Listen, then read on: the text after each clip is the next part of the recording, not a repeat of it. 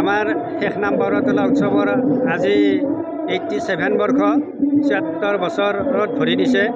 ৰাতিপুৱাৰ পৰা ধুমধামেৰে ধুনীয়াকৈ অনুষ্ঠানবিলাক পাৰ হৈছে।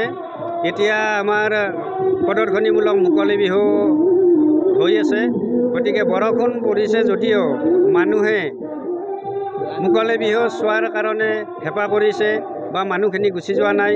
সেয়ে আমাৰ সমিতিৰ তৰফৰ পৰা ৰাইজলৈ অশেষ ধন্যবাদ জ্ঞাপন কৰিছোঁ।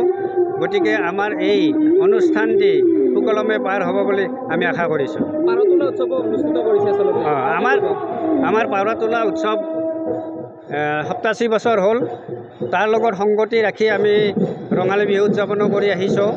আমাৰ ইতিমধ্যে অলপ আগতে কৈছোঁৱে ৮৭ বছৰ ভৰি দিছে এইবাৰ। গতিকে আমাৰ যি আগৰ পূৰ্বপুৰুষে আমাক দি থৈ গৈছিল এই অনুষ্ঠানটি আমি তেখেতসকলৰ বাবে চিৰদিন জীয়াই ৰাখিম বুলি আমি প্ৰতিজ্ঞাবদ্ধ। আমাৰ বিহু দল ৩টা, 5টা দল আমি নিমন্ত্ৰণ কৰিছিলোঁ। কিবা কাৰণবশতঃ আমাৰ এটি দল নাহিল। গতিকে আমাৰ 4টা দলে মুকলি বিহু প্ৰদৰ্শন কৰিব।